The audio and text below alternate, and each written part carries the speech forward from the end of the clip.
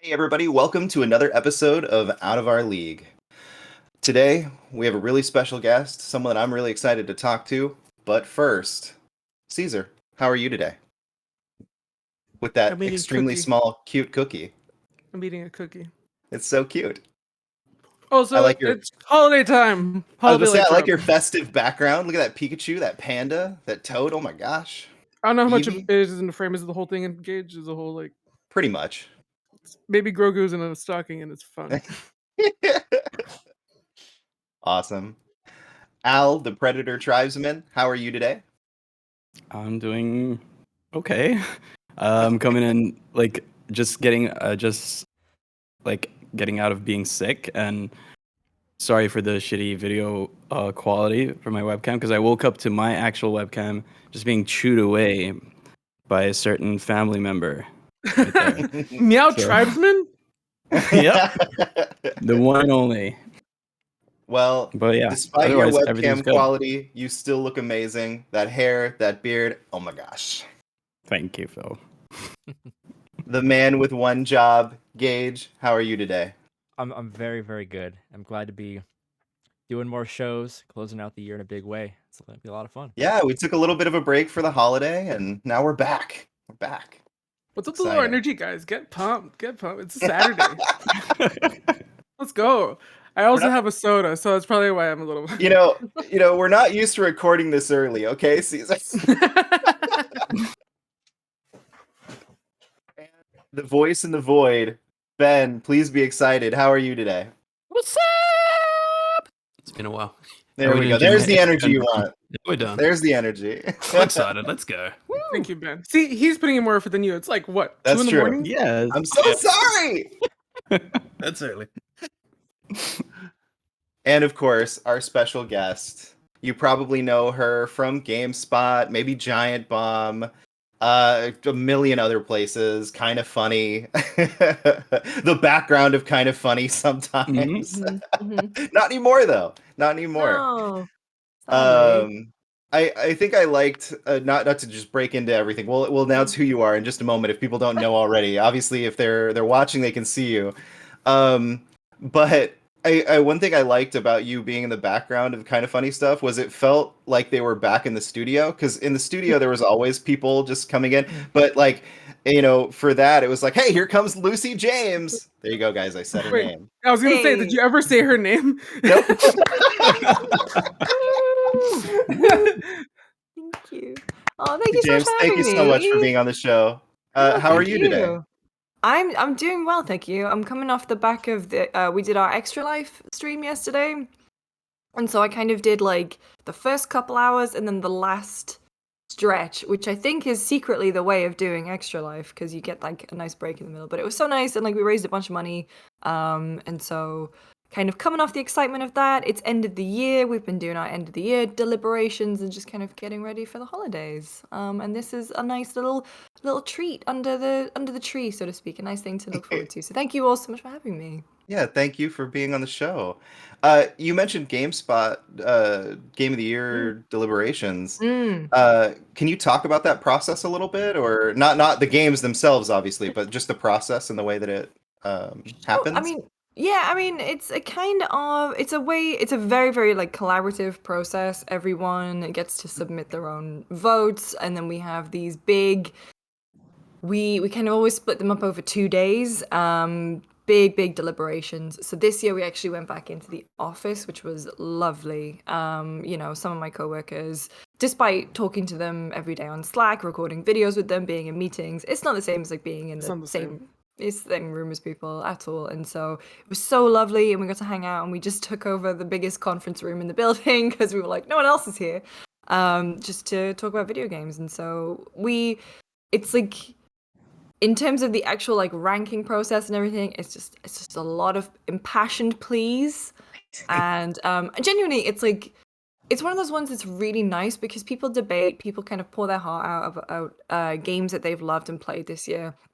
And it's never nasty. Like, no one, you know, puts games down or says this game is rubbish because, or your opinion is bad because. It's just like a really nice, impassioned talk about games for a couple of days. And then yeah, we've got to do it all over again for entertainment, so TV and movies. That's got to be crazy to go through so many different things. A lot of good games McKenna, this year. McKenna, Hi. hello, welcome Oh, to the hi. show. Sorry, I'm we late. literally Oh. just started. You missed it by like maybe 3 minutes. Yeah. Shoot. So I'm gonna I knew I ask you should've the got an earlier classic. train. How are you today? Great day. Let me tell you what. Today's a good day. I was telling Tell us Lucy you were about taking a that picture with the Chelsea Cup. Yeah. Come on. Here. I Look, had got it was flag. amazing. Yes! Yes! Oh, McKenna, yes! Great. Lucy, I only Lucy got James, lost you're little amazing, but hold on for one moment. Oh, no. Tell I'm us more. so sorry. I'm so so sorry. This is the best episode so far, and it's only the first 5 minutes. I'm so... Yeah, it was. Let me tell you what. Train system, little complicated when you don't know what you're doing, but I made it back. I'm fine. So where did you have to go? So I live in North Philly. I had to go down to South Philly. So it was just I took we SEPTA regional rail train ride down. It was like 5-minute train ride. It was great. See the sights of Philadelphia. And there's a winter village. It's near Love Park, which is like where there's like an infamous like love statue there. It's great. Saw a Christmas tree. Highly Oh. recommend going to Philadelphia in Why is the December. love statue infamous, McKenna? I don't know. Just take my word for it. It is infamous. It is. People Wait, like Love Park. So why was all the Chelsea stuff here? Or I say here like America's not a giant country. Like why was it in Philadelphia? It went on the Champions League trophy went on a little tour of the US and it just so happens like I'm in Philadelphia, it's coming to Philadelphia, why not? Oh, yeah. She, like I said, she got really into Chelsea this year specifically. Yeah. Yeah, So. it's shout out to That's Chelsea. very cool. Also, nice sweater you got awesome. on right now. Oh, thank you. I'm wearing Cesar Torres's merch, repping, Nice. repping the brand. I'm so sorry for derailing everything. So this actually gives us a perfect way to rewind a little bit and go, Lucy James, if people don't know who you are, who are Oh you? no. Oh no. Yeah, what's the Lucy James pitch? The big existential question. Who am I? I'm a senior video producer at GameSpot. I've been there 7.5 years now. It's probably what I'm best known for. I write and produce a lot of video content. If at some point you've ever watched anything at GameSpot, chances are I will have had either some kind of hand in it, like produced it, or just been a part of the process, or it's probably my voice at my face that you see. In terms of otherwise, I stream, I do a bunch of podcasts. I used to live with Greg Miller and Jen Miller, and so a lot of the kind of funny community know me as the person in the background of all the shots who was or the I don't know, the kind of funny British correspondent. Shut up, Gary, it's me. Your accent is too far gone. You were literally a resident Brit. I was the resident Brit, literally, because I was actually there. And so yeah, I'm also Benjamin's godmother, which is amazing. And between me and Tam, I don't know, it feels like he's my partner in crime in games for sure. Timur, who's a previous guest of yours, and I don't know, that doesn't really do a good job of explaining who I am. It does a good job of explaining what I've done and what I do. But I would just say like your Portillo's second mom. Pardon? Like your Portillo's second mom or something. I'm Like that. Portillo's second. I'm his evil stepmom. Yeah. I thought that was Joey. I thought Joey was the evil stepmom. You're the good stepmom, right? I think she's the good stepmom. It's the other way around. Well, because Joey never really had to deal with him like coming in her room, just locking eyes with her and peeing, which is like Portillo's favorite thing that he used to do. The first time my boyfriend Zach came around, he like did the exact same thing. Like he just locked eyes, alpha move, just peed everywhere. But no, he and I have just like there have been some great moments with Portillo because obviously Jen worked from home before Greg and I did as well. And sometimes we would come home and she'd be like, oh, I'm not talking to him. We've had a fight. And I was like, with Greg? First of all, I find that hard to believe because you guys never fight. But she was like, no, the dog. And I was like, okay. But then I'd look at Portillo and he would just be on the couch, like basically huffing away. So I was like, that dog is a small old man just in a wiener dog's body.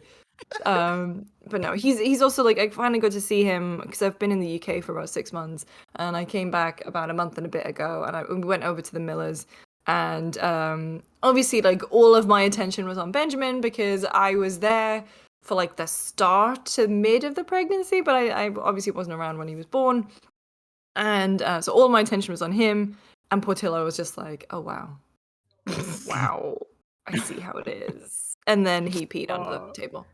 The For those jealous who older may child. or may not It's know, just a little Benjamin preview of what the parents are going to be like as well. So you might as well. Benjamin is Greg and Jen's child that was recently birthed Yeah, into this Lucy wonderful isn't world. Ben at Please Be Excited as godmother. Oh, that'd be great. I'm looking for another godmother. I was gonna say, Well- Ben, do you want one? Do you want? Yeah. Do you want? I still don't really know what a godmother does. That's the Well, you're thing. British, Like, so you already got like half of it nailed down. No one knows. Yeah. No one knows. no, Jen and I were googling, and there was stuff like line of succession stuff, and I was like, what? And she was like, Okay, I would be down, obviously, but I was like, Yeah. my godmother just like I have about 4, and they would just, I don't know, give me money at Christmas, and I was like, I mean, this seems like a real spectrum of responsibility here, and she was like, we'll figure it out. It's fine. Yeah, well, the way I was told in like growing up at the Catholic Church, it was the idea Yeah. was like your godparents were like, if something happened Like- to your parents, they were responsible for you. yeah. Your godparents. Yeah, also Catholic. Mine was basically just like your godparents are supposed to be, the guiding force that lead you into the light of God's God or onto whatever. God's light. Yeah, like, that too. teach It was you that how to too. be a good person. But yeah, so that's The thing that that's impresses mine. me most about that story is that Portillo was somehow able to pee on the table. That Also under the table. No, He's got Absolutely. aim, dude. He's got reach. He absolutely Rolls can onto reach. his stomach and just launches away somehow. No, he was underneath. But listen, but he was like I genuinely didn't think that he would recognize me when I came back, just because it's been like so long since I'd seen him. Yeah. But he's still such a good boy. He and I used to, whenever Greg and Jen used to travel, I used to kind of look after Portillo, and we always used to have a great time. And so, like taking him out on the street, like to give him his little walks every day was always the best because people just adore him. Like those giant eyes, that peanut brain. He such a cute little dog, and yeah, I've missed him a lot. So you And said the you've Millers. been with GameSpot for 7.5 years. Yeah. You originally started back in your home country. hmm How did you get started? What was your path to GameSpot? Ooh, it was a weird one because I don't think, and there is any real path into games media.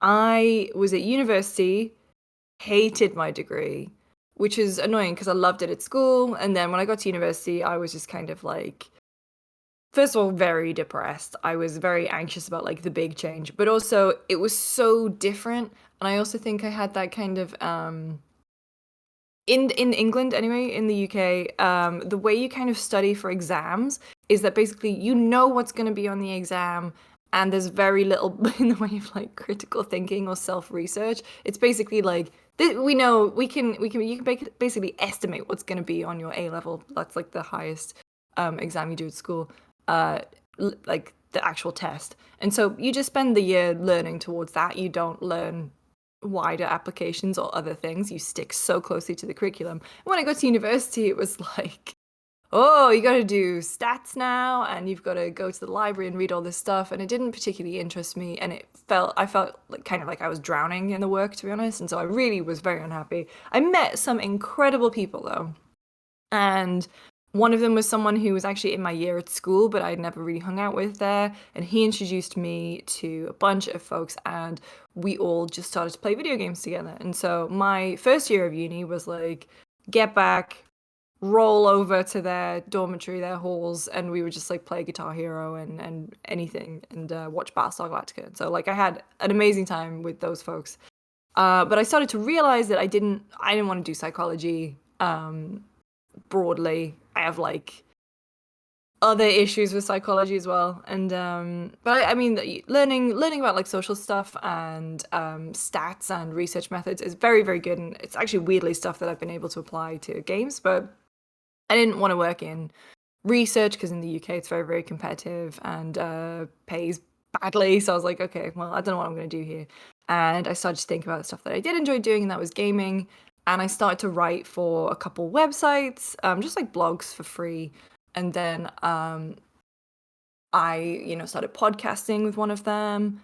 I went for an internship at a different place, and that person left, and they said, we're going to take your resume, your CV with us. That was Johnny Chiodini, who went to GameSpot. They gave them my resume, and I was pulled in for an interview, and I had to go all the way down to London for the interview.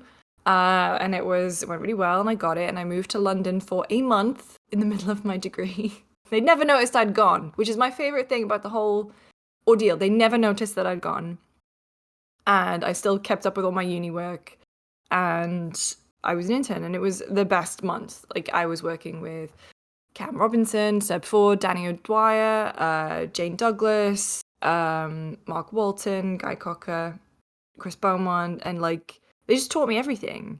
And Johnny was there, and like they just taught me how to video edit, like they would copy edit my work. And on my first day there, I was writing news stories that went up on the site, and so that was invaluable. It was incredible. And they said, when I left, like I went to events with them, and they were like, oh, okay, well, we'll keep you on like a freelance retainer. So I did some freelance for them. And then I kind of decided this is what I really, really wanted to do. So I self-funded a trip to E3. I got some freelance while I was there, but mostly I used it to meet people and to meet a lot of the UK games industry, which I did. And I went to Gamescom that year, and I started just working towards gaming. So I moved to London when I graduated. And Wait, really quickly. You went to California to meet people in the UK? well, just to meet like everyone, because I knew like all of GameSpot were going, and then I was like, well, if I go, I'll definitely know them and I can hang out with them. But by that point, I'd met like a bunch of people through Twitter, and I was like, okay, well, you going to E3? We'll hang out there, and I got to go, and it was wild thinking back because What year was that? That was 2012 was my first E3. Got it. So what was there that year? I want to say stuff like Dead Space 3. I definitely remember Halo, because I went to the Halo 4 party that I was actually underage for. And then, Nice. I can't Not in the remember. UK though. You wouldn't have been underage. No, over not in there. the UK. Funnily enough, that argument doesn't fly in the US. But no, it was fine. I like snuck in. And then I when I moved to London, I started doing freelance for a couple of other places. One of those was a TV company called Jinx, not the clothing brand. This is Jinx with a G. I worked there for a couple years, and then GameSpot were like, "Oh, we have a role. Do you want to come back?" And I said, "Yeah," and that was July 2014. That was a That's long awesome. answer. And then- that was my path. Well, so now though, Mm. how did you go from the UK to America, and how was that transition? Like, what's the worst and best parts of that transition? Ooh, so I think the conversation came up first in about 2016. They were like, "Do you want to move?" And at the time, my partner at the time and I had just bought a place together, and I was like, well, "I can't really move. We just got an apartment." And then that all fell apart very quickly. Turns out, good to get out of that apartment because it got involved in a cladding scandal. So I got bought out, and I didn't lose any money, so that was fine. But like, it was kind of a line in the sand moment where I was like, okay, well, I don't really have any huge financial ties to the UK anymore. I've been to America a lot. Like we would go every year before E3 for a week or so. Then we would do the week of E3. I would go for trips and things as well. And they were like, well, the offer's still on the table. And so the next year we started the process. And so I finally moved in 2018. End of 2018. And honestly, like, it wasn't as big of an adjustment as I thought it was gonna be because I've just been there so many times. Like, I knew pretty much everyone in the US office.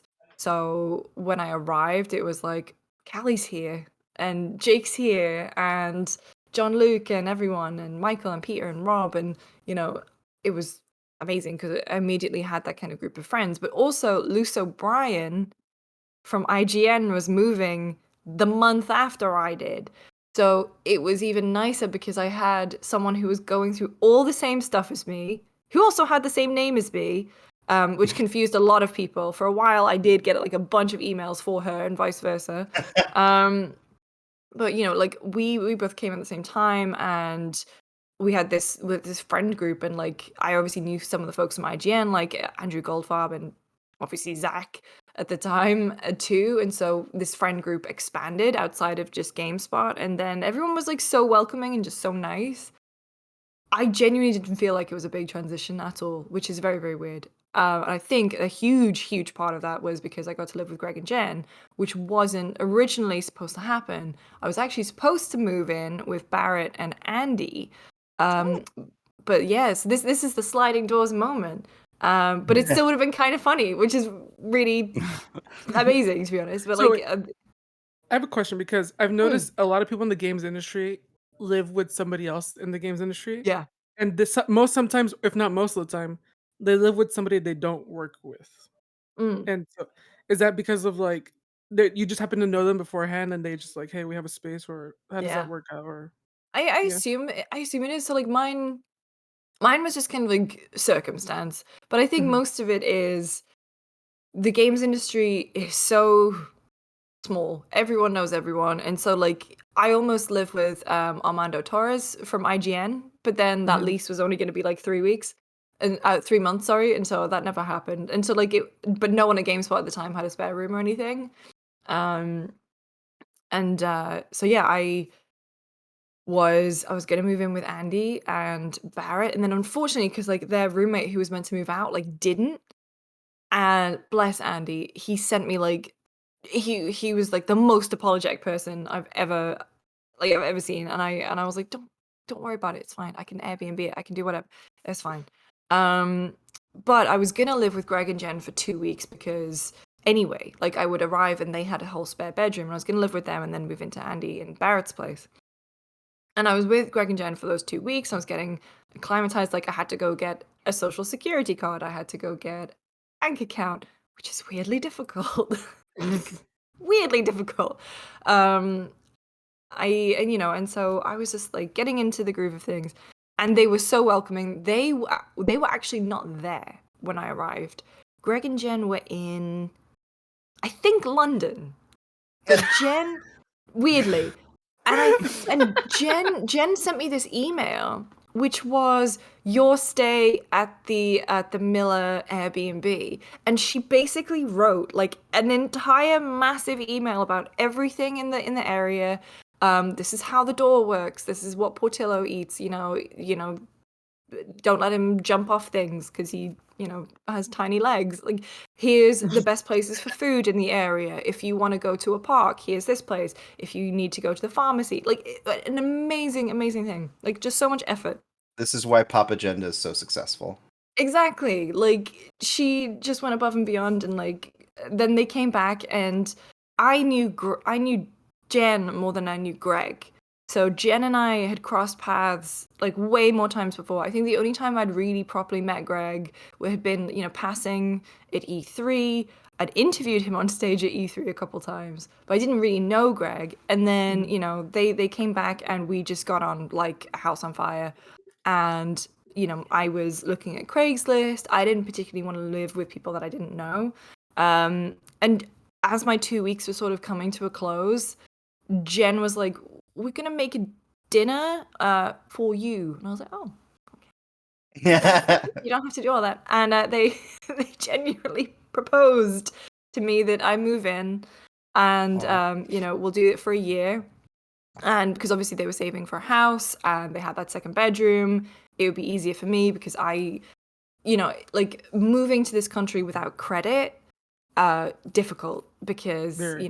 they want to run credit checks, landlords and stuff. They need a guarantor if not, or I would have had to go through the whole thing of like getting letters from my employer and the whole thing. And they were just like, it's just easier. We'll put you on the lease and you have a base. And yeah, we did that and we lived there for 2.5 years. And I miss them. They were the best roommates ever. They were the best. That's awesome.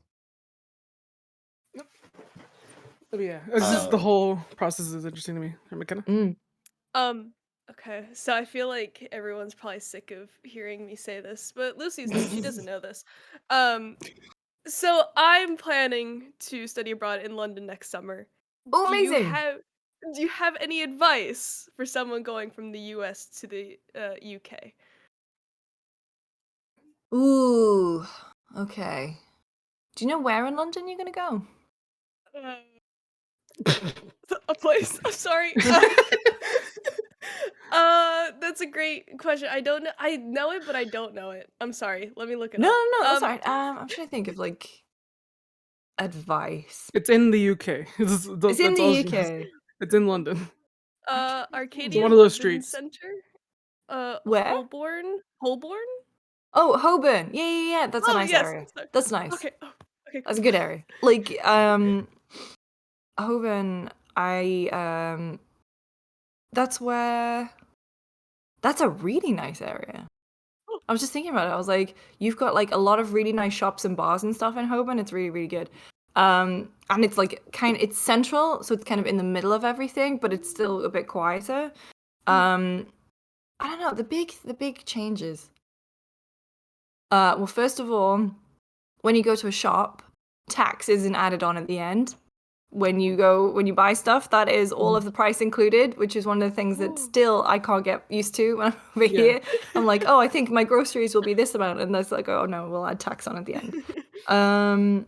Well, and it doesn't help that in California, like A, it depends on which county, but B, it can be like food and stuff like that is not Mhm. taxed, but then something else that you pick up will be taxed, and it's just so confusing. It's so I'm never used to it. I never get used to it. I'm trying to think like what kind of stuff would be helpful here because it is weird because two Don't countries drive on the left side of the road, or don't drive on the left side of the road. On the right of the on the road. right. Yeah, Yeah, whatever. drive on the left. drive on the left side of the road. Don't drive on the right side of the road. Yeah. I'll give that a Because it mark. is like two countries, we speak the same language, and we are very, very similar in a lot of ways. What were I some don't know. culture shocks for you coming to America? What were some Culture you shocks for had? me. It's mostly in the sort of day-to-day things that I never anticipated. And Luce O'Brien and I and Tam talk about this all the time because some of it's like weird, like the way that taxes work. Having to do your own taxes and stuff is Oh, that yeah. so bizarre to us. Isn't it great? Tam said the same thing on his Yeah. episode. Like, I think in the UK, and I know, and if are you there to study Yeah. or just And I'll have an internship.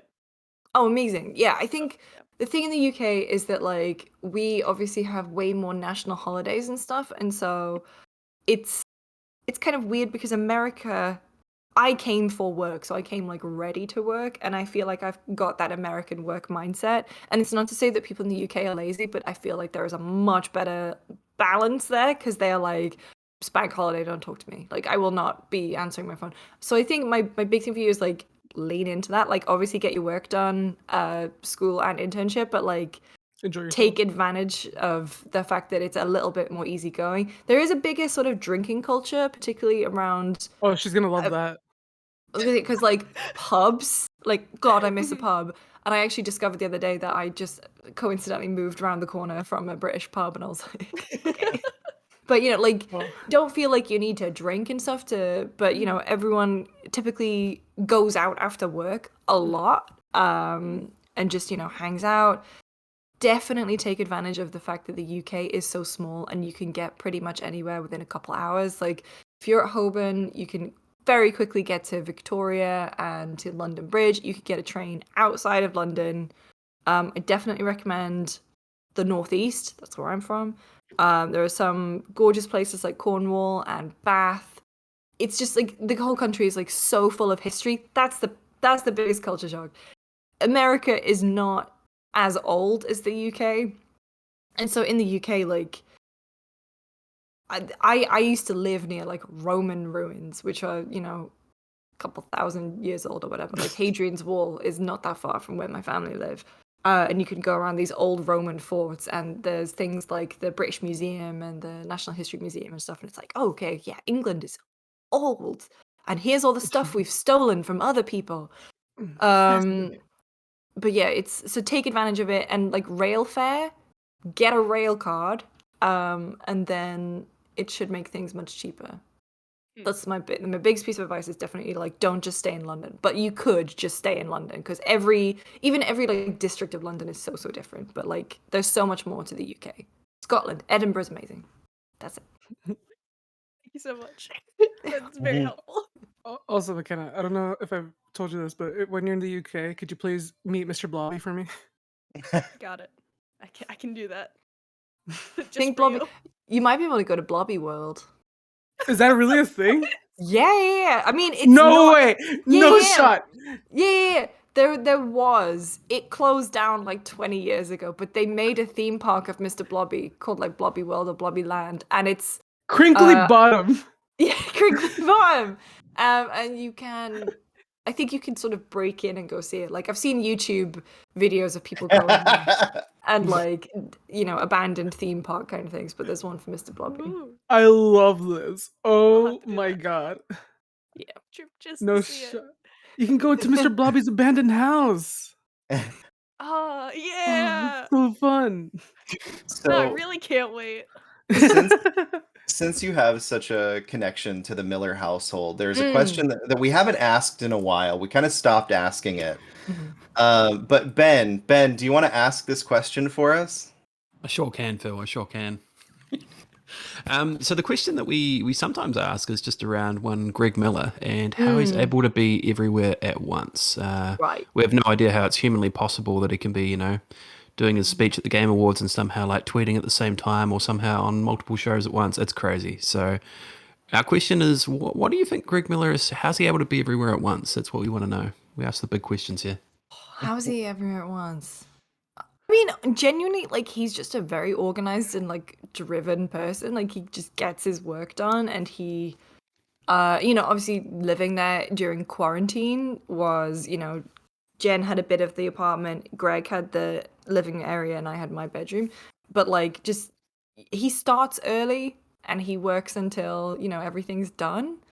Which is for me, like I'm not a morning person at all, so I'd be like, how have you got more done? Him and Jenna, I was like, how have you got more done by 9 a.m. than I have, by the time it hits midday? But no, he's like, I totally get it though. Like he is everywhere. He's honestly like a role model in a lot of ways, but I think his work ethic is something that's absolutely incredible. So you're telling us you never saw a clone, robot, Never. Oh yeah, alien, no. I went for the wholesome answer. hologram? Could be a clone. Could be Jen secretly doing a bunch of stuff in the background, or Joey. Like I have an idea. no. I just point. think he's very. I just came up person. with an idea. Go Oh, on. let's hear it, Caesar. What if? So you know how, like Portillo's always with Greg.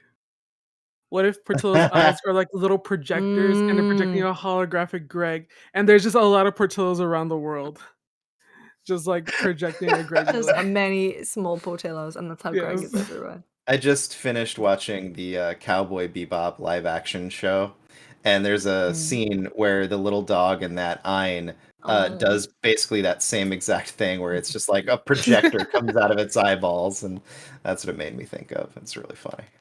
I haven't started that show yet. I don't know if I can. It's I hear it's like fine. it's something. It's fine. Yeah. You an anime It's- fan, Lucy? I can't say that I am like a huge one who's seen loads. I've seen a lot. I've seen a bit of lots of anime, but I'm really bad at finishing things. But I love Bebop. Bebop is just like an absolute stone cold classic. So I feel like it's worth watching just out of the love of the music. John Cho, and I think John Cho And John is a Cho really is amazing. interesting choice to play Spike. So I want to see how it all like kind of pans out. You know, And because I it think was filmed here in the Shire, you know? the one thing, Exactly. yeah, it was. Yeah. The one thing I will say about John Cho as Spike is a lot of people are complaining about his age, him being 49 when Spike was Mm. supposed to be 27. But I feel like there's this weird age thing in Japan where, like, if you're older than 30, you might as well be dead because they think that that's like ancient in age terms. Wow. Because there's a line in Cowboy Bebop where he talks about like all the experiences that I've had, and it's like, dude, you're a baby still, like you're still like super young. So Yeah. I feel like that kind of mentality coming out of John Cho, having this other life that he moved away from, feels a lot better for me. Mhm. It could also be that I'm 35. I don't think it's just Japan though. Like, remember, Romeo and Juliet were only 13. And they were Yeah, like, "Oh, Yeah. you're not this world wrong. is so hard. I'm gonna Yeah. kill myself." I'm done. um Yeah, no, you're definitely not wrong. I just love in especially anime where like a little kid runs up to someone who's like a high school kid and they're like, "Whatever, old man." Oh. Anyway, I want to open up the floor for other people because Caesar and I have been talking a lot. So I have Oh, a I can talk question. forever. You guys know it. I have a question that I can't remember if I asked this to Tamor or really any of our previous guests for a while. We have a member of our group named Kumail, who he's very British. Very British. Oh. And we've had disputes about certain things. So Okay. I'm very curious. Mm. How do you pronounce the letter H? H. Say it again. H. Thank you. I appreciate Who's that. who's He out here says it. saying H? Does he That's- say He's out here H? saying That's what he H. says. He's He out here says saying H. H. No, elocution lessons. No, it's H. And I only know that. So I only know that because my stepmother, Judy, grew up. She was her dad was in the RAF, and so she went to all these schools like around the world, and she speaks perfect received pronunciation. Like, she doesn't have an accent. She has a properly pure British accent. And so when I grew up, I lived in the northeast of England, so I had a very Oh, oh we lost Al. oh no. I Uh, wonder if his cat Al. chewed through his power cord or something. Probably. Oh no. Oh, Go wait. try to get hold of him. Oh no. I thought maybe he Okay. texted me, but he didn't. He put it in the group Uh-oh. chat. He's rebooting Discord. Oh, gotcha. Okay. Oh, okay. Anyways, Oh, so Wait, yeah, so go on. sorry. I just want to know what does a proper, perfect British accent or Talking not the Greg accent Miller sound accent or like Oh, you governor. No, it's so Judy basically sort of, the queen, essentially. Posh. It can't. I mean, there is kind of posh, or there is the sort of BBC presenter, which is just basically just devoid of accent. It's like, and now the news at 10. Very calm, and that's how my stepmom speaks. And I grew up with a very strong accent because I'm from the northeast of England, and this is not my real accent at all. Like, whenever I'm in America, like, my real Can accent. you let doesn't- go for a moment and just I let can us? tell you the rest of this anecdote in my real accent, which is this. Like, all of my vowels are completely mispronounced. It's weird. But Judy, when I was doing like more video stuff, she was like, I need to teach you how to pronounce words properly. I'll go back to the accent. But like, she would go, it's not H, it's H. It's not schedule, it's schedule. I would get a Whoa. kind of rundown of all Excuse that me. sort of thing. In the UK at least, it's schedule. Well, you live in Um, America now. To be fair, that is one word No. that I am absolutely okay with being schedule. I can't say it Schedule. because I've been saying it as schedule forever. But No, how do you say the theoretically, metal word? looking at that word, it is the way you're pronouncing it. yeah. Phil, how do you say the metal word? What? The middle word? How do you say the metal? Schedule? No, metal. How do you Oh, say the metal. metal? Oh, Yeah, that one. the Oh, metal beginning with It's aluminum. A. spelled differently. It Yeah. is. Aluminium? It is spelled That's why differently. it's pronounced Aluminium. different. Yeah. Yeah, we're aluminium. Mhm. Aluminium. Aluminium. So no, It's so the same that's language, but it's why. different. Yeah, it's so weird, and like that's another thing, McKenna, that you'll notice is that like I think the US take things way more literally than we do in the UK. In the No. UK, we there are some things. Oh, here's one of the biggest discrepancies I've ever noticed is the way we say something is good. So if you say good in the US, that you think like, oh, that's good, good. Whereas in the UK, it can be like good.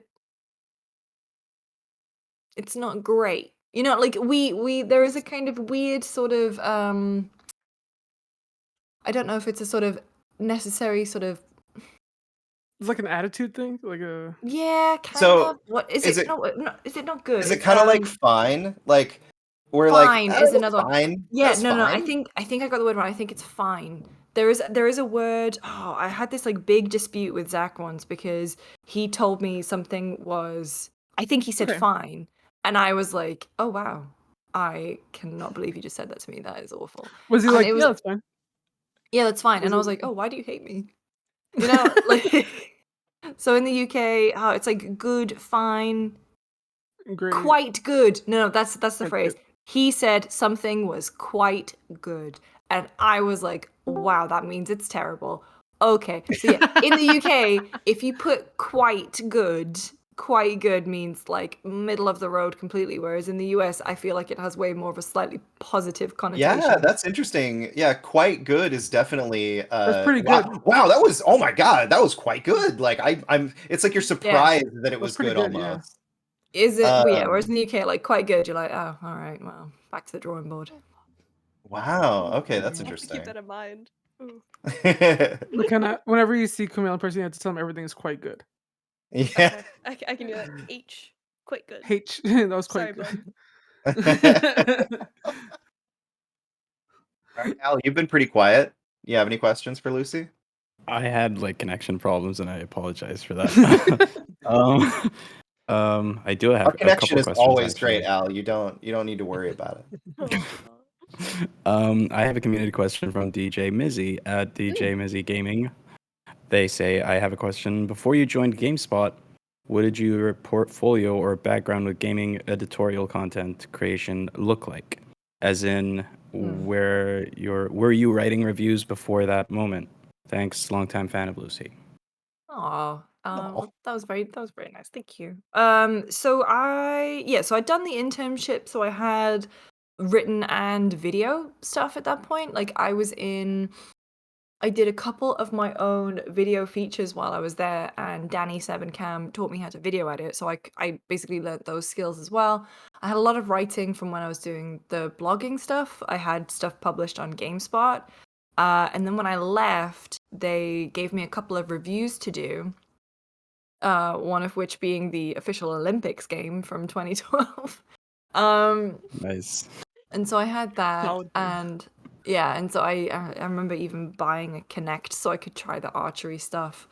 And then I was working at other places, and like a couple of my friends did their own YouTube series, so I was hosting for that. And then when I went to Jinx, I was originally just starting as news, I think. So just like loads of short scripts and stuff. And I was in the office all the time, and I started going to events and hosting at those, interviewing.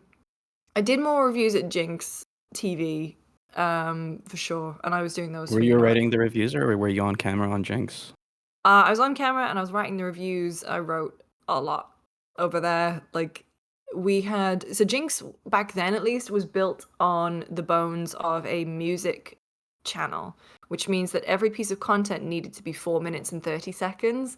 So if you want training in a very specific way to write a video that is exactly 4 minutes and 30 seconds long, that's what I had. And so I would write previews, I would write basically anytime you got a game for review, the way things would work is like you would be expected to make 4 scripts out of it. So it would be the review, it would be a tips video, it would be a gameplay guide, it would be, a lore piece or something, and so I got to cover all different facets of gaming that way. I went to a lot of events. I was basically the main PR contact, and so I would organize the events we would go to. I would help distribute review code. So I basically, Jinx was very formative in that way, and I was also hosting, and that was when Twitch was just like kicking off, so we would stream there as well. And then by the time I went to GameSpot, I remember being hired, and like that process was quite easy because they sort of knew me already. And I remember like my second or something day on the job, and they were like, okay, do you want to edit this? And I was like, I haven't edited since I was last here. And they were like, but then it came back very quickly. And so yeah, I had a lot of stuff. I was very fortunate to just find a lot of opportunities, and yeah, I was full time at Jinx for a year as well, after being freelance for so long. So yeah. Thank you for the answer. I'm sure DJ Mizzy appreciates it. Let's go. I'll go next. Let's see what kind of community questions I got in the barrel today. I had a lot of soda and I feel great. All right, Lucy. Sugar. This is from @Roberto Melcor. And Lucy, I need you to do me a favor. Clear your head. Okay. Close your eyes. Open your third eye. What do you see? No. He asks, @Roberto Melcor asks, if you could only own one current gen console, which one would it be and why? Switch counts, but not your PC. Oh. Nice. I really threw it. That's cheating. Yeah, that's cheating if you get your PC. Yeah, when I was looking at the golden joysticks and the category was best like gaming platform of all time, and PC won, I'm like, well, of course it did. There's no challenge there. Like, you can play PlayStation games and Xbox games on your PC. What do you mean? I feel like that should have been taken out of the equation. Like, put PC in a corner. Yeah, PC's don't. Steam Deck. Steam Deck. I'm looking at them. I can't wait to get my Steam Deck in 2024 when it eventually available. Oh, I don't know, because I kind of go through like sea changes and phases with them, because I play predominantly over the summer. I've been actually the last year I've been PS5 with stuff like Demon Souls. Like we would always play Overwatch on there. However, Halo came out and Game Pass, and so I have been for the last few weeks, certainly, I've been way more Xbox, and so I'm trying to plan ahead. My answer is based on like looking ahead. I would probably say my PS5, because the consideration with Xbox is Halo, but also Game Pass. But PS5 is gonna have things like Wolverine and Final Fantasy 16. So, and also like God of War and Horizon. So I'm kind of basing it just off that. Also with the hope that Game Pass for PlayStation thing is going to exist. But also Halo. So does my phone count? I guess I could play both on my phone. Thanks. Well, to since PC doesn't count, I guess you could still use your PC if it doesn't count. Yeah, so yeah, I think I would say PlayStation for now. But I do think that the Elite controller is better. By the way, speaking of Halo, that does remind me. I was going to ask you earlier. For the Game of the Year discussions, you have a GameSpot. I'm guessing you're having them like right now, or like you just had them or whatever. How does it work for games that are still going to come out in the year, but they come out like after your discussions, like Halo, like for Solar example. Ash, for example, just came out. Oh, we had special consideration for things like Cyberpunk last year, but then it's a kind of game that like we do the rest of the discussions and then we regroup after the other game has come out, and we kind of discuss it then within the context of everything. Because I'm guessing that happens like early December or before December.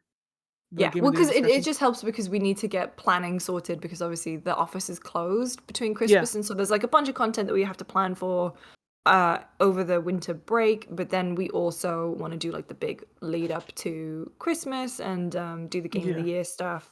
So yeah, it's just like we have the discussions, basically get like everything out of the way, and then we have the kind of final thing at the end once the game's out and everyone's had a chance to play. Yeah, because these games are like it's Halo, but it's like middle of December. Yeah, So I was it's just such a. wondering.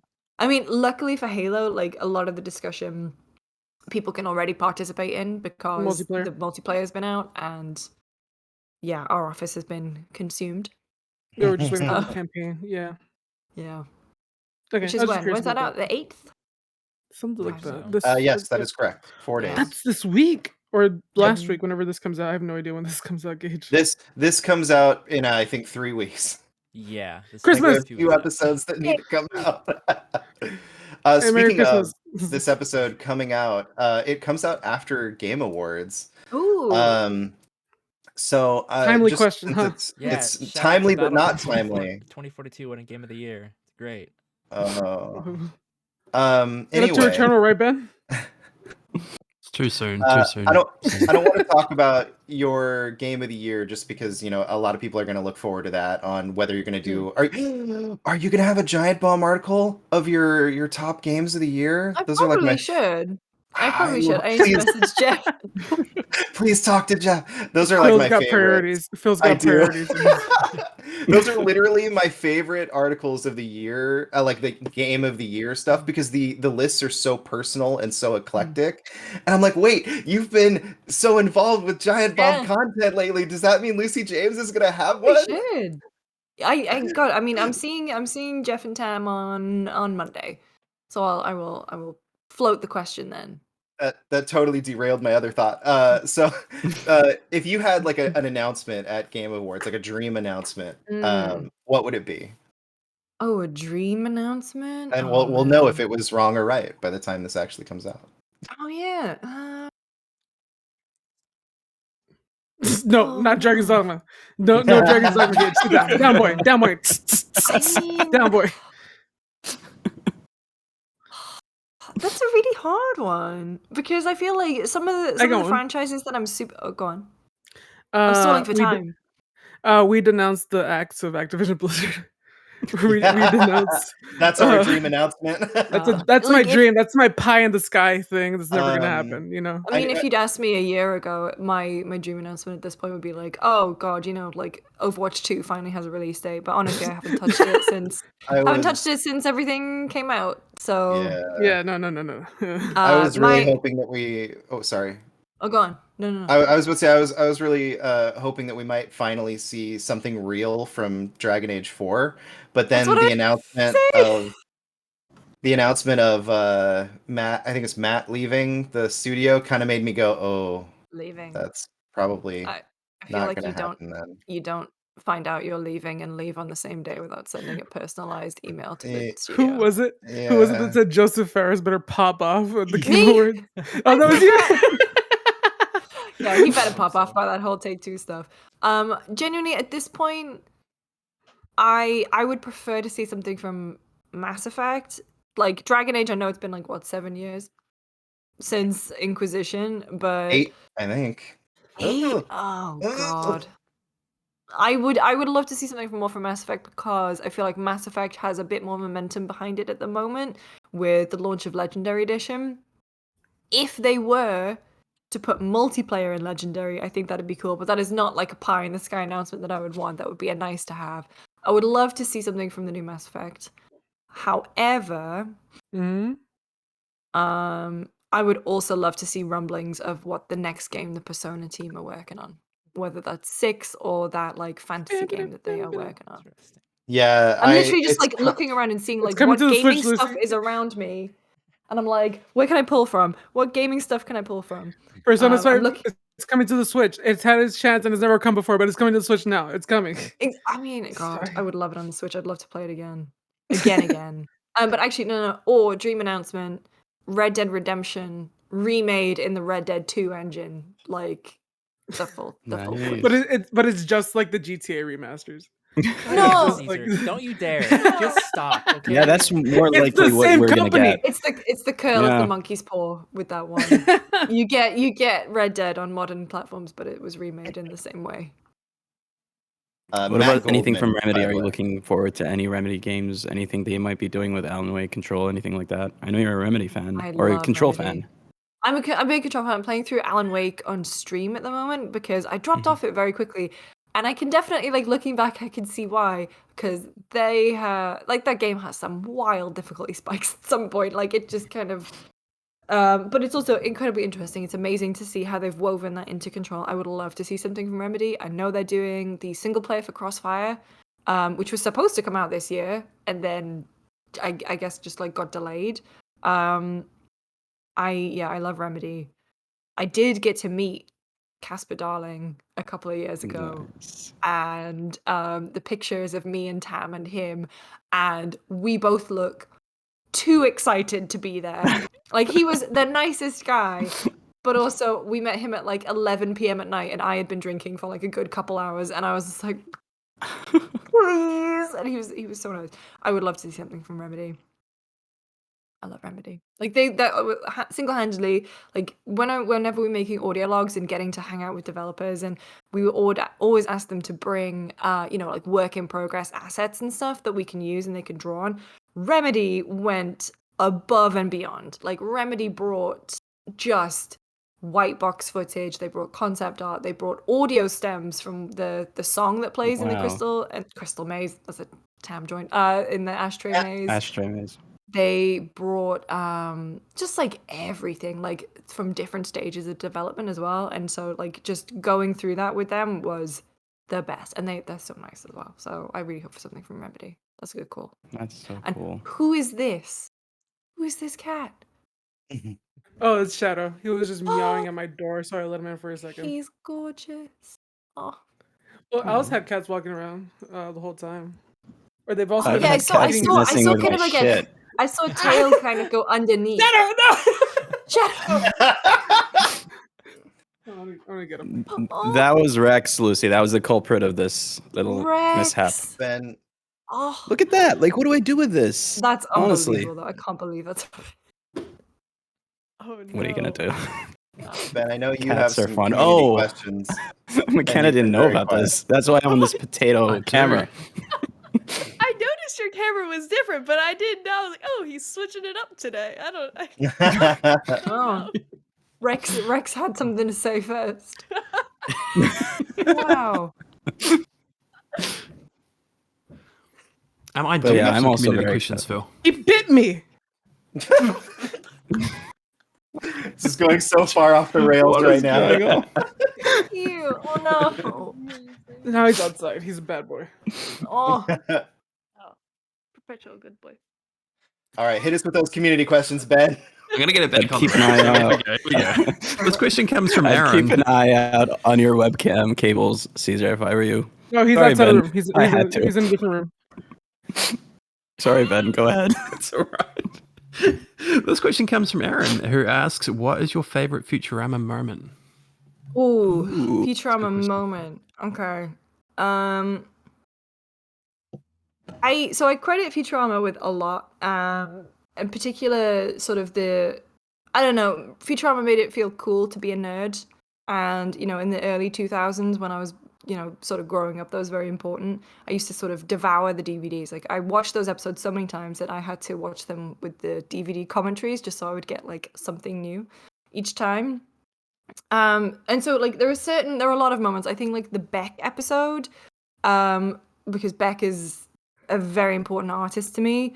When I first heard, like, Where It's At and Sex Laws for the first time, and then those then being the first songs I ever downloaded on iTunes because I heard them in a Futurama episode. So definitely that one. The episode with the Beastie Boys. But I think, like, my favorite episodes are the Devil's Hands Idol Playthings. Like, the ending, like, that would have been an absolutely perfect ending. It was beautiful. So the ending where, him and Leela are playing, he's playing the holophoner and it kind of goes all crummy, but she loves him anyway. But my other favorite episode is Amazonian Women in the Mood, where they crash land the restaurant. Well, Zap crash lands the restaurant, and it's because that one is full of so many good quotes, like from Zap's pickup lines to "It's not uncharted territory, you lost the chart." Women no can dunk, but they have good fundamentals. Like, it's just that entire episode is an absolute banger, and I think that's the one, if I remember correctly, they submitted for an Emmy but it starts with Zoidberg like out of a shell and kind of going like, and then when it comes up, they go, and that's why we didn't win the Emmy. That episode, I think, is just like pure, perfect Futurama. Is that the Snoo Snoo episode? Is that the one? That is Yes, Death by is the Snoo Snoo. snooze. That is Death by Snoo Yeah, Snoo. that is a great episode. It's it's I feel like that's probably the most widely referenced and or known episode of that show. yeah, 100%. Like it's also the sort Huh? of what if episodes as well. I Mm. think are a bit underrated. Like and the scary door references like the Twilight Yes, Zone stuff. Scary is Door, very, very good. Hypnotoad were awesome. Hypnotoad, yeah. What about Jurassic Park? No, that doesn't get a shout out. Jurassic Park is like my Scott's Tots from The Office, in that I cannot watch it. Okay. I would skip it. Like it's so good. I love it, and I think it's so beautifully done, but it just makes me too sad. Whereas Scott's get Tots, that. it doesn't make me sad. It just makes me shrivel up with anxiety. So I just don't watch it. Yeah, that's a lot, that episode. They're lithium. So good. Well, that was a great answer. Do we have some other ones? Do you mind if I continue, Phil? Should we Yeah, go for it. Keep the train Let's going. keep it rolling. Alrighty. This one comes from Ravix, who says, if you were in a cornucopia, which fruit/veggie would you be? Ow. I didn't expect to hear the word cornucopia on a Saturday It's too morning. early. It's too early for that morning. It's also after Thanksgiving, so what the fuck? It's just, who has cornucopias anymore? Like, I don't think I've ever even. Hang on, I need to look at a reference photo. I've never seen a cornucopia. I've never like seen one in No, person. come Only the on. one that we got a picture for, Ben. I can agree that in person, other than maybe like at a display at like a Macy's or something, if for like Mm. their holiday display, their pre-Christmas but post-Halloween display, maybe there's like a fake cornucopia there. But Like other than that's that, some rich people shit right there. Yeah, That's I some don't rich think I've ever white seen- people Some shit 1% too. stuff, It's yeah. like I'm That's not. fair. My to be house fair, ain't got that I shit. don't have a Macy's near me. I just had to think of the most like ritzy like department store I could think of. I mean, I'm going how to do you- Macy's after this, so I'll be on the hunt for a cornucopia. Well, no, there are no cornucopias in Macy's anymore. Are you kidding me? It's Christmas time, baby. Oh, Yeah, that's Christmas all. There's cornucopia. mistletoes and Christmas trees all over the place. Are you kidding me? I would be. Maybe I would be I would be like. I'm just going off this picture. I would be a pumpkin just because they're so versatile. You can do fun things with them, like put faces on, and they just kind of like hang around. People just don't get rid of them for a while, so that would be me. Oh, yeah, shout out to pumpkins. I think any squash is a pretty good one because they're pretty Versatile. resilient. They Squash. personally, Can I I'd come wanna up be with a a follow up spaghetti squash. question Mm-hmm. for Go that? on. Who would you be on a cheese platter? Ooh, I would be like a nice soft cheese. Like That's a just blue because cheese? that's my A stinky favorite. blue cheese? Not a blue cheese, but like a brie or a camembert. A brie, nice. Yes. Here's my Uh, thing with these questions. I hate these questions because I don't dream about being eaten. I don't like the concept of somebody eating me whole. I really don't. It makes me feel uncomfortable. I'm not into vor. Okay, Al. My bad. No, you're fine. I know it's a stupid question. I know it's a fucking question for fun. But it's always All like right, so. You just gotta go there sometimes. You gotta imagine what it's like to be eaten. Ben, I know I you imagine what it's got. like to be I know you got one cheese. more question over there, Ben. Let's change that real quick. This one comes from James. James asks, what do you want to see from the next Mass Effect, and why is it Garrus? I mean, I have him at all times. He's here with me all the time. That's awesome. The thing that I would like them to do is move on from Shepard, but do a better job of it than with Andromeda. Like, I think there wasn't enough ties to the original trilogy. I will not stand for Andromeda slander, just for the record. I struggle with Andromeda a lot, but I think it's because it's just, it's just not the original trilogy. I think you do need like a character like Liara to shepherd, for lack of a better word, a new sort of squad. Right? That's what I did there. But like I would love to, because the thing with Andromeda is like it came out in 2016. This is not a huge spoiler, but like there were references to the events of the the original trilogy, but they were pretty much like, especially the stuff with the elusive man, were pretty hidden.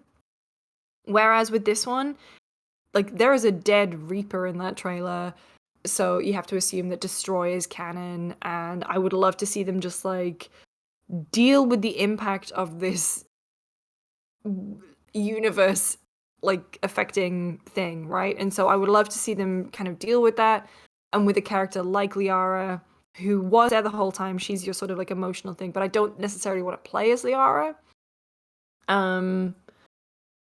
If they wanted to do the open world thing again, I think they need to do a better job of it. Like, yes, all the worlds were very different and like lush, but it didn't feel like they were alive at all, really. It's not like when you go to the Citadel and everything is like buzzing.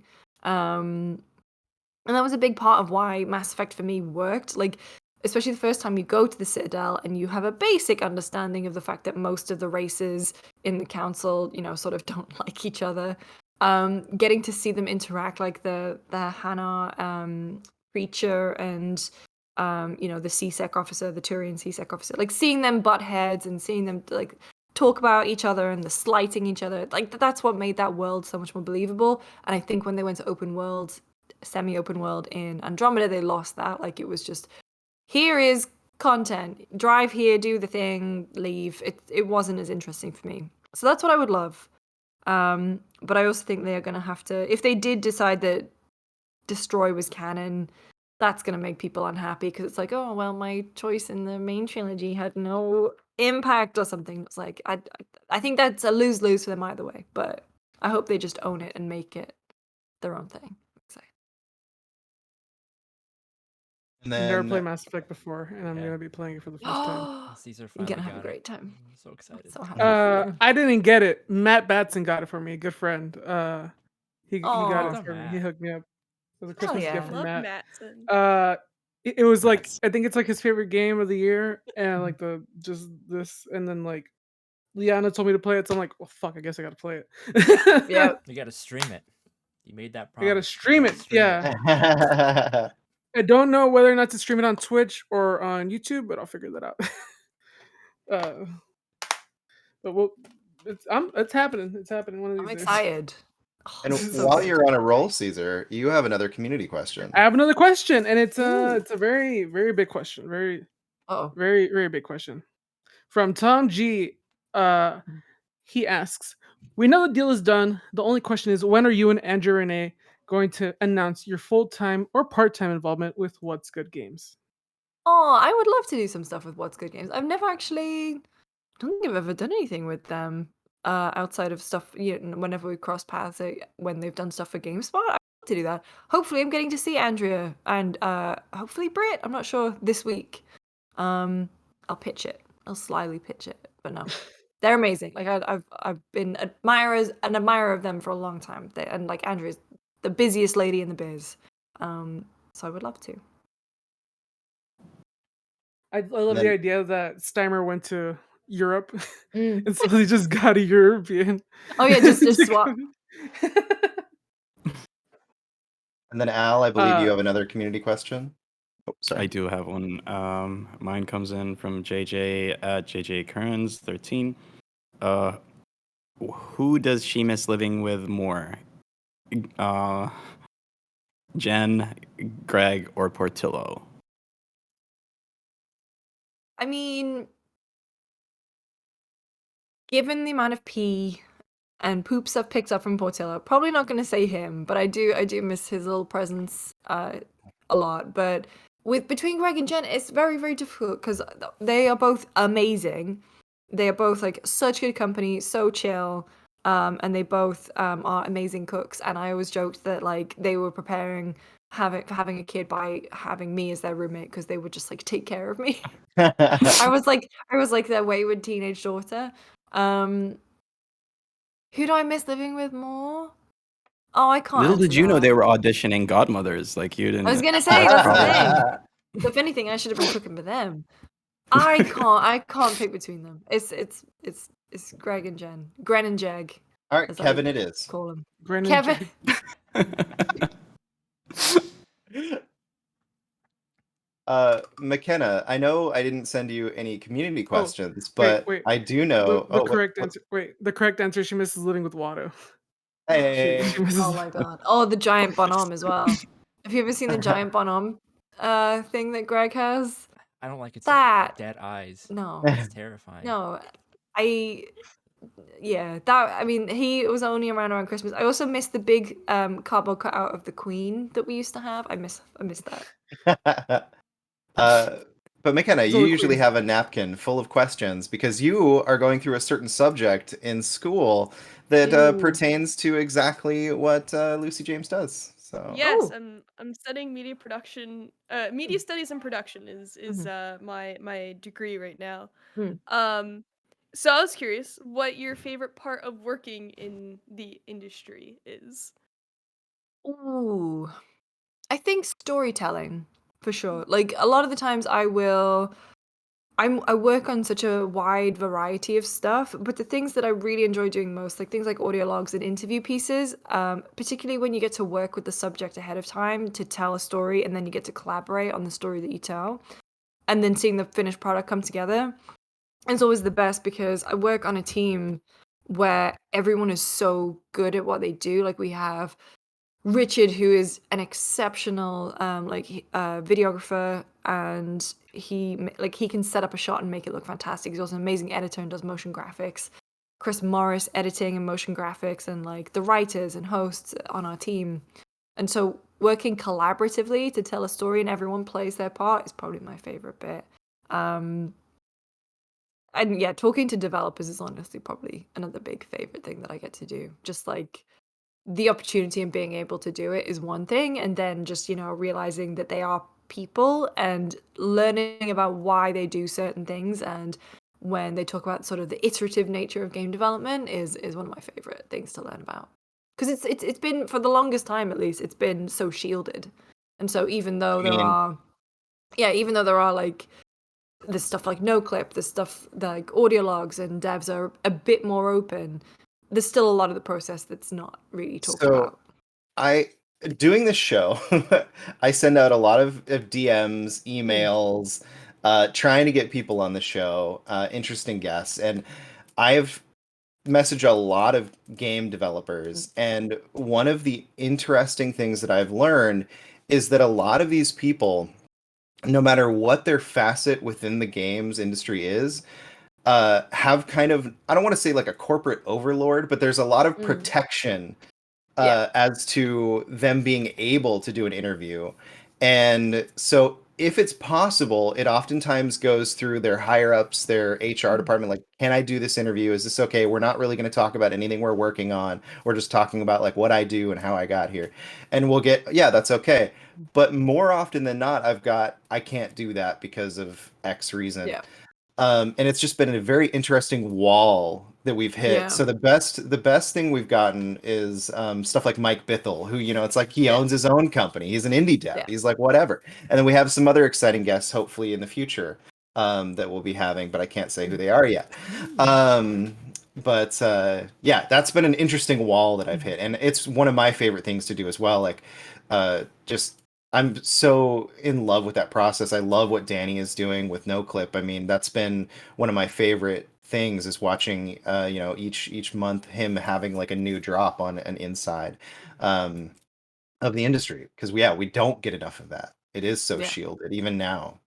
Yeah. And I think, and like part of that process to speak to it is like it's trust and relationship building, and I am not of the ilk where I want to tear stuff down. I don't want to, like, for lack of a better word, like shit on things.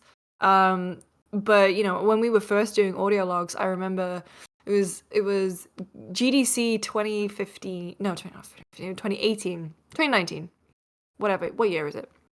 And I remember the first one we pitched was to Sony, because I basically went down the GDC listing and I was like, okay, who's going to be here that I can potentially use? And I saw that Corey was going to be there. And I rang Sony, or I emailed like PR at Sony, and I was like, hi, we want to do a show that we've never done before, and here is the exact pitch for it. And then we made them a fake video of me doing an audio log to explain what the show audio logs was, and then I sent them like a pitch deck of like, this is the story I want to do, and then it's just like trust, and it just, you know, for years and stuff, and it's like we already had that working relationship, and so I think that's why I feel like I had a foot in the door a little bit easier. A lot of the times though, there were like, when we were owned by CBS, for example, I would have to run everything through like our own PR people. And you kind of have to present a business case for things. And I was like, it's why it's weird, but it's just like, I don't know, oversight. It's better to tell someone you're doing it rather than ask for forgiveness later, I guess. But I don't know. Yeah, it's a frustrating process. Like some of the things that have fallen through just because they never got through approvals and stuff, it's like, that's always gonna sting. But a lot of the times you do get through. So I would just say keep trying. And I think like folks like Mike, yeah, when they do own their own stuff, is like an amazing get, because they'll also be way more candid and less, because they know what they can talk about and what they can't talk about. yeah, Like, exactly. And they're not really afraid of annoying anyone up high. I can't believe we got Hideo Kojima, Phil. That's crazy. That was oh Oh my my God, god. I freaking hate him. No, like for the record, I don't know who Phil is talking about when he says he's talking to developers. But man, if he got Hideo Kojima, I'd be really impressed. Because Phil, I would. are you gonna reply do the honestly thing saying, later, or Ooh. Feels magic. are you gonna do the voice later, or? I don't know which voice you're talking about. Yes. Very good. So we didn't know that we had Kojima and Shinkawa-san until 7:30 that morning. Oh my Oh. gosh. Yeah. Well, we had prepared, so we actually had them on Death Stranding launch day, and they were Yeah. doing a media tour. They were doing their world tour, and we'd been talking with them. We went through Sony for that. We were talking with them, and everything was like locked down pretty much, but we never got like that final confirmation because they had been traveling. They were like literally traveling halfway across the world. And so we went in and we set everything up, and they arrived. And it was honestly like, if you want to talk about sort of Rockstar video game stuff, not, you know, Rockstar games, but like you know, Take-Two will sue us. Be careful.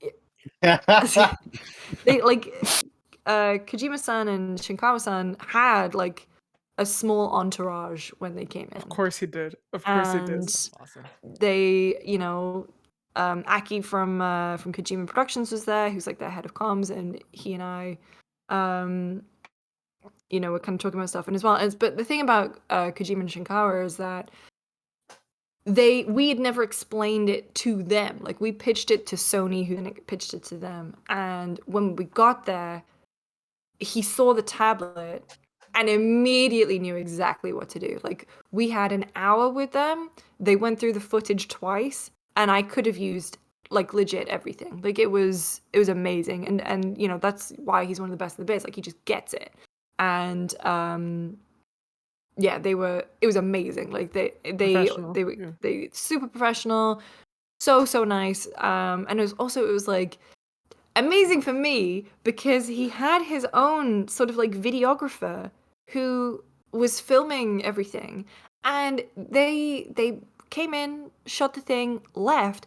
By the time they were in the car, their videographer had made a teaser video and had posted it on Kojima's socials, and I was like, I didn't even ask them to do that. That's amazing. Thanks. It's You know? awesome. So it was very, very cool. That's awesome. But honestly, it was like every developer we've ever had in has always been amazing. Like the thing is as well, it's like it is difficult to ask them to be like, okay, so you got to be talking and drawing on this thing, and you know, if you want, we can stop. And like a lot of them just, you know, they kind of go, oh god, I don't think I can do that, and then immediately just get it. And they are all, I think it's just because they like to be able to talk about stuff, especially when it's so far in the past. Particularly like when we had Jared Moldenhauer in, for Cuphead, and he just, was making jokes and having a great time, and that's the kind of vibe, because it is overwhelming when you get in. It's like the white background and all the lights and stuff, and then they can just sort of unwind and just tell jokes and stuff, and it's really fun. It's one of my favorite things to do, and I'm so sad we haven't been in the office, because we've done a few remotely. Like we did the Mass Effect one It's not the remotely, same. and it It's not doesn't the same. it doesn't have the same sort of like wow factor. Like the Mass Effect one though is the one that's closest to my heart, because I have documents that I'm sure that I shouldn't have, but I have like a bunch of the design documents for Mass Effect 2, and I would have loved to have seen Mac like just go through those. But the fact is I got them and I still haven't. I could just like I read will say, and I know we're over time. I didn't realize that I didn't realize that's what the show you were talking about was. Mm, And I didn't realize that was GameSpot. And like I've seen that show before. I've seen Corey talk about God of War, and I've mm, seen like all these different things. And I love that. I love the idea of it yeah. because it's like such a break from like the interviews and stuff like that. It's just like let them talk about what they know.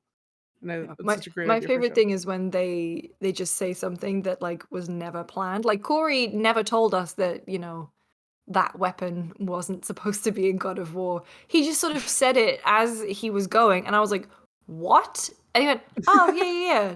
Did you not know this?" And I was like, "No one knows this." And he was like, "Oh, okay, well, that's fine." And then he just, goes on a spiel about it. So yeah, I'm hoping GDC 2022, if Oh please. I need more of that. I love that show. So let me if be the honest. world doesn't fall to pieces. So Um, I do know that you said you wanted to be out by 11:30. It's now 11:37. oh, We do have a few more community questions, so I that's want to yeah. kind of just Hit me, bullet through them really Rapid quick. fire. hit me. Go ahead, Gage real quick. Oh, Just spit them out. okay. First one comes from this community member Completely named ready. Gage. Never heard of him before. He wants to know: have you played Dragon's Dogma, and why is it the best game ever? Next I question, have please. I have played Dragon's Dogma. I really want to replay it because I played it at the time when, I don't know. It still felt really great back then. I want to replay it now, given the sort of years of how much it's been venerated. Um, I want to see if it still holds up. But I remember loving it at the time. I remember playing it before the expansion, and the original menu music was just way more hype than I was anticipating, and then they changed it. Yeah, that was a sad change, but Yeah. that expansion is so good. Okay, so now the actual community questions. First one comes from our good friend Asa Green River, friend of the show. He asks, "What would your ideal Lord of the Rings video game be?" And he also just wants to talk Lord of the Rings with you sometime. I'm always down for that. My ideal Lord of the Rings game? Uh, I don't know, because I think Shadow of Mordor and Shadow of War were like gameplay wise amazing, but I think where they fell flat was the story, and I do wonder if there will ever be that great Lord of the Rings game that isn't Two Towers and Return of the King, because of the hold that the Tolkien estate has on the kind of story and stuff of Lord of the Rings. I'm incredibly intrigued by the Amazon TV show. Like, I'm really enjoying Wheel of Time. I think they're gonna they are throwing a ton of money behind it, so it at least will look good. So I'm intrigued by that. I know that's like what it's definitely before Third Age. I think they said it's like Second Age. I'm intrigued by that. I would love to honestly just like play as an elf or a ranger or a hobbit and just kind of like, I don't know, imagine like an MMO RPG where you just pick a race and you start off in the Shire, or you start off in Rivendell or Lothlorien or Gondor or something, and then Christchurch Make- or give it the Final Fantasy 14 treatment. I never played Lord of the Rings online, but Me I do wonder neither. what that was like. It was decent. It wasn't Yeah. great. I only played it for a few hours, but it was Auckland. cool getting to kind of explore some of these areas from the Middle Earth lore. But like typical MMOs, it was very sectioned off based on difficulty. So you were kind of stuck in one region. It's like, oh, I want to go, I want to go to like, let's go to Rohan, see if we can find Edoras and places like that. And then you try to go through this canyon, and there's like only 2 orcs there, but they're 50 levels higher than you, and they just kill you every time. So it's like, okay, well, I Oh. guess I'm never playing. This This is is the why I best gave rapid Gage the fire. Lord of the Rings questions. Yeah, This is the best rapid fire question I've ever heard in my just want- life. Give me Lord of the Rings game. Bethesda Game Studios. And make it good. That's all that I want. That's Just remember Oh, that'd be crazy. I mean, that's the thing. I would be intrigued as to like the story that they would tell, because I feel ultimately like if you try to do Frodo's journey, that's not interesting. Like unless you played as, I mean, Aragorn would be the obvious kind of choice, like because he kind of goes most places, he gets involved in most battles, like pure gameplay wise, like Frodo and Sam just walking, not really gonna do it for me personally, but like there are so many other stories they could pick and choose from. I think, yeah, like the way they incorporated Celebrimbor was wild, but I did really enjoy the fact that they were like they touched on all the different lore. They touched on like Shelob and Hot Sauron. Yeah, You I mean, know, come on. What- so Now I don't feel bad for him anymore. It's like, yeah, he's the bad guy, but I mean, and he's is he also though? very Is he? attractive. Mm.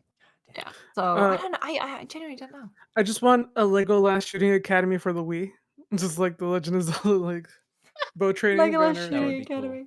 Legolas getting on a horse academy. What if we got a Frodo With and that weird Sam game, thing. but it's literally just Death Stranding 2? Gage, And that's Gage, I the believe game. you have another Lord of the Rings question, so we can Okay, keep going with Lord of the let's Rings. keep going. We're already long, Gage. We're already running long. Phil, you knew what you were doing. You gave me these questions. I know.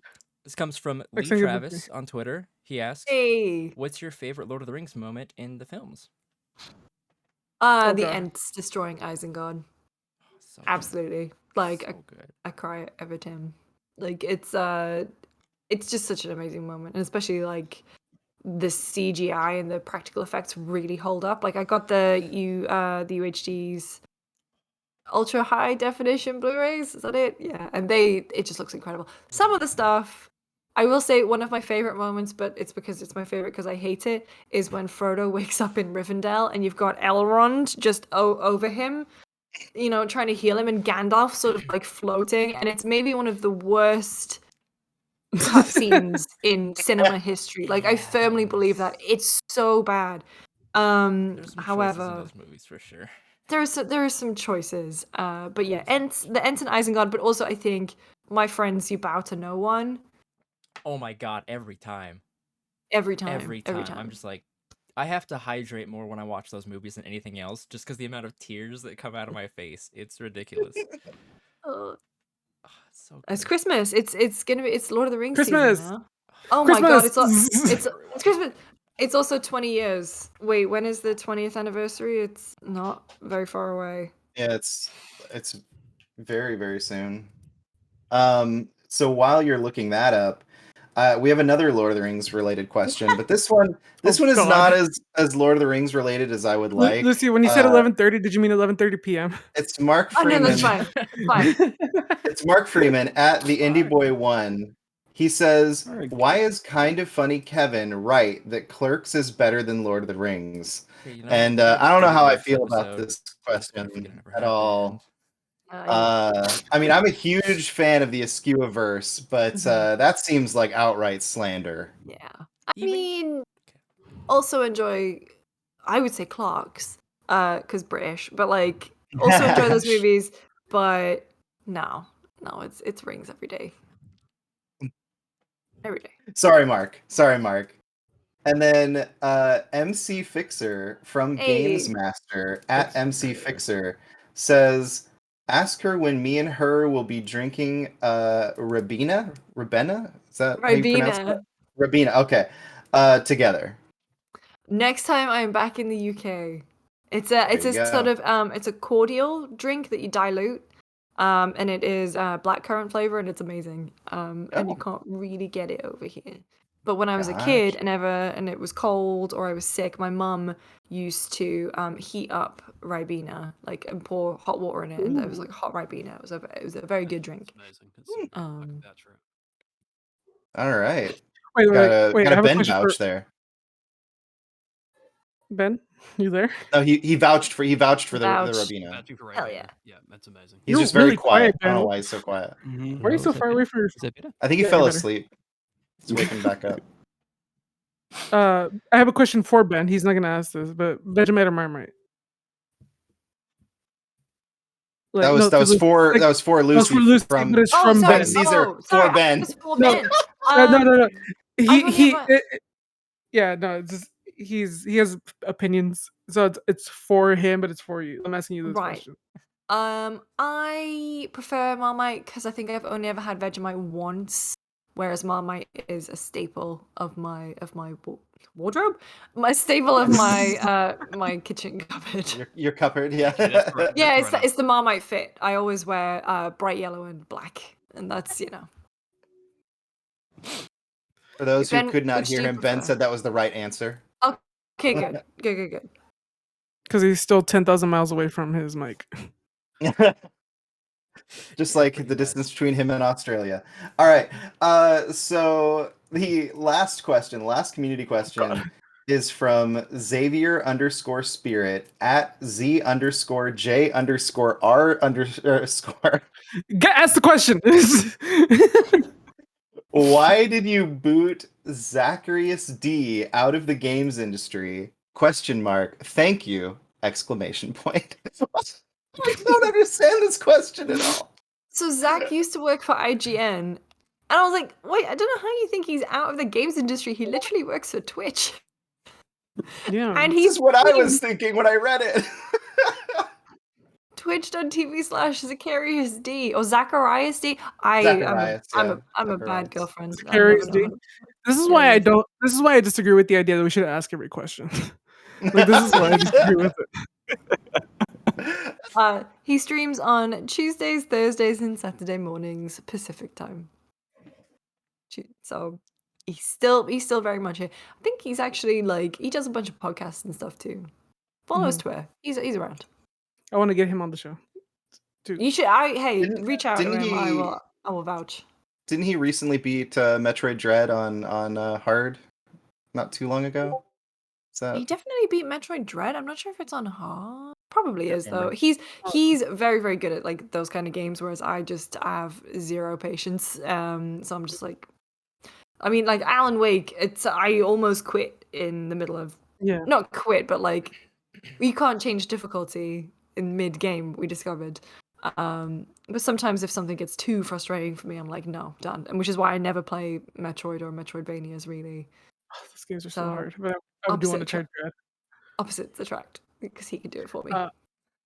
Well, So- it's good for. What did you say? I was just going to say, to close out the show, is there anything that you would like to promote or anything you would like to say? Or Well, first of all, thank you all so much for having me. This has been lovely. I've had a really nice time. Promote wise, keep your eyes on GameSpot. We've got all of our Game of the Year content coming out. I have been doing a bunch of history of videos. So history of GTA, Halo will be up by the time this is up. And Call of Duty and Far Cry. But also the Very Online Show. It is on usually weekly. Tam and I moved countries in the middle of it, so our schedule's been all over the place. But Very Online Show on Giant Bomb, GameSpot After Dark podcast, and I stream Tuesdays and Thursdays, twitch.tv/LucyJamesGames. That's it. awesome. Thanks. Thank you so much for being on the show. Thank you. And I just want to say, Lucy, you're pretty good, and you're officially out of our league. there There you it go. is. Oh my god. Did the thing. So good. Woo! Thank you Thanks, so much Lucy. for everybody for watching.